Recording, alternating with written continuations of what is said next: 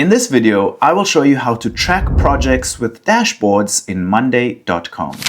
If this guide helps, please consider liking and subscribing so others can see it too. What's up guys, my name is Kyle from GuideWise. Click the plus sign next to workspaces and select dashboards. Once you have selected dashboards, give your new dashboard a name. So I will name this track projects, then create your dashboard.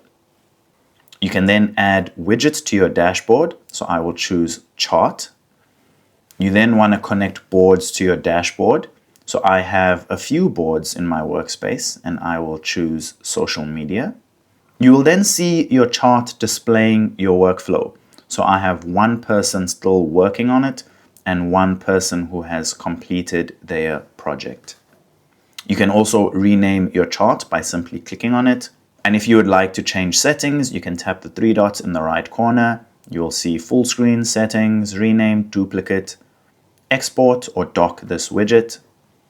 If you select the chart, either working on it or done, you will find more information about that task or project.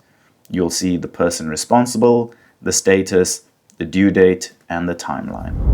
If this video helped, don't forget to like and subscribe.